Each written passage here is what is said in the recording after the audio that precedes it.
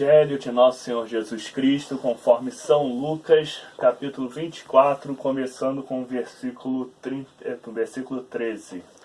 Glória seja dada, ó Senhor.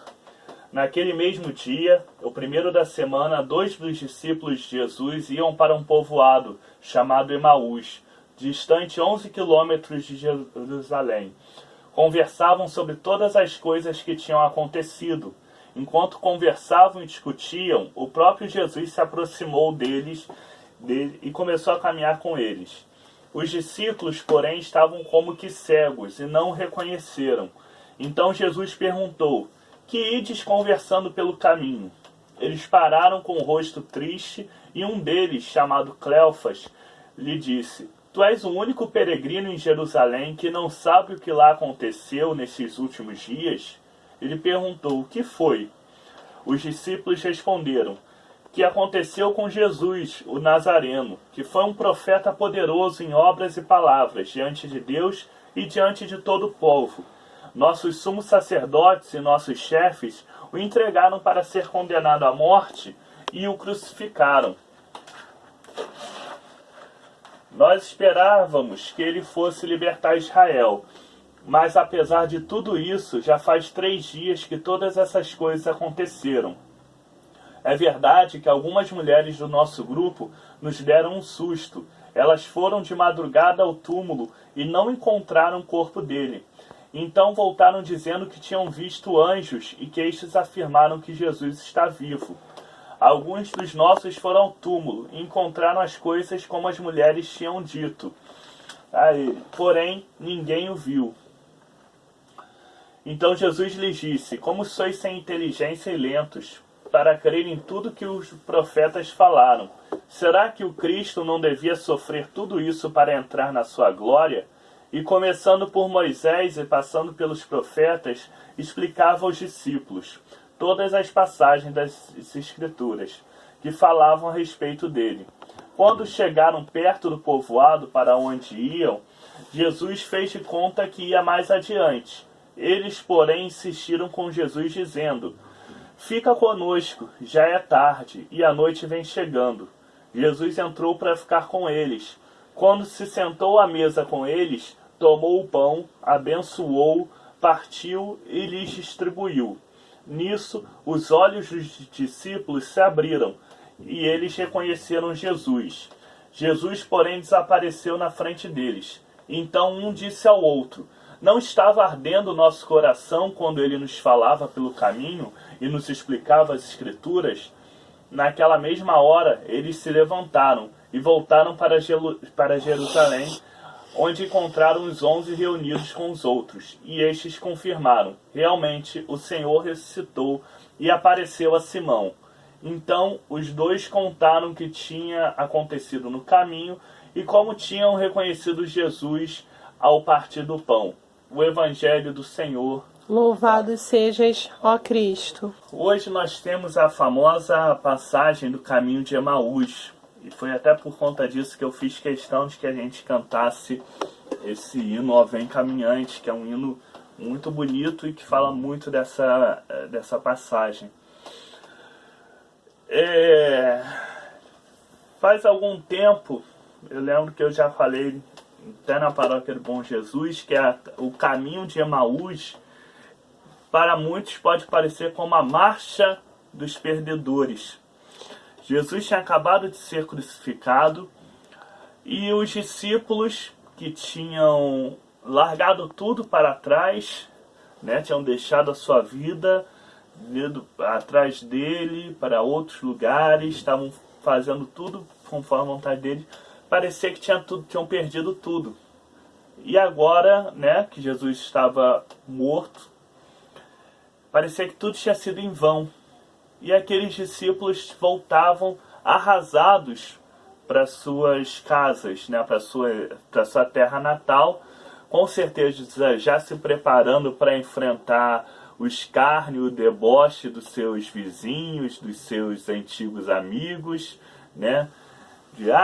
poxa, vocês fizeram tudo isso para quê? Para nada, E eles estavam tão... o texto fala que eles estavam tão tristes que eles nem reconhecem que Jesus estava ali do lado deles. Eles encontram Jesus pelo caminho e tratam ele ali de qualquer forma, né? Naquele misto de tristeza, de tudo, né? Quando ele pergunta, ele, o que está acontecendo? Só você que não sabe disso, né? Não dão devida atenção a ele, não reconhecem, não percebem a presença dele, o que é muito natural, né? Considerando o quanto eles estavam para baixo, estavam tristes, estavam desolados, né? Então essa é a marcha do caminho para Emaús. É a marcha daquele momento mais tenebroso, mais difícil. Que parece que tudo foi em vão, que tudo se perdeu. E Jesus, na verdade, estava ali caminhando com eles, sem eles perceberem, né? E quando que Jesus se revela? Esse é um outro ponto muito interessante, né? Em algum momento, né, ouvindo as escrituras e tal, eles sentem um conforto no coração, eles sentem um coração aquecido. Mas quando que há essa abertura para Jesus se revelar para eles plenamente, né? Jesus, se passando por um caminhante qualquer, né, ele finge que vai seguir a sua trilha. E eles poderiam ter ignorado ele, deixado ele para lá. Mas eles se sentiram tão bem com aquela pessoa e ao mesmo tempo colocaram no lugar dela e pensaram, nossa, ainda tem um caminho longo para ele, no meio da noite, né? A gente tem que lembrar que naquela época caminhar à noite era uma coisa muito perigosa, né? Eram animais selvagens, ladrões, era todo tipo de coisa ruim. Hoje a gente já tem às vezes alguns problemas, né? Você não anda em certos lugares à noite, porque você sabe que coisas ruins podem acontecer. Naquela época era muito pior. Então a gente começa a se colocar no lugar daquele caminhante, que eles ainda não tinham reconhecido, e tentam ajudar ele. Não, fica com a gente um pouquinho mais, espera mais, né? Espera clarear para você poder seguir seu caminho, e em segurança e tudo mais. E o recebem e os chamam para se alimentar com eles. E é no momento da partilha do pão que eles têm um estalo e reconhecem Jesus. É no partir do pão que nós reconhecemos Jesus. Esse partir do pão tem um significado duplo para nós cristãos, muito forte. E ainda mais nesse momento da quarentena em que todos estão afastados dos seus locais de culto, né? As comunidades de fé estão tentando se manter unidas de outras formas. Uma das formas nós não conseguimos fazer hoje, que é o partir do pão na Eucaristia. Hoje todos nós estamos sem fazer isso. Mas existe uma outra forma de partir o pão, em que nós podemos perceber ainda Jesus se manifestando e sentir essa comunhão com Ele, que é o partir do pão do auxílio, é o partir do pão do socorro, é o partir do pão de nós dividirmos uns com os outros o que podemos, o que temos para oferecer, né? E oferecer até aqueles que nós nem temos nenhuma intimidade, né? No primeiro momento, aqueles dois discípulos nem tinham reconhecido que era Jesus que estava ali, né? Eles se ofereceram gratuitamente, né, para tentar ajudar uma pessoa qualquer. Esse momento que tem exigido muito da solidariedade das pessoas, né, da mobilização. Sabemos que tem pessoas sendo afetadas de formas muito diversas. Algumas pessoas estão passando dificuldades para se manterem.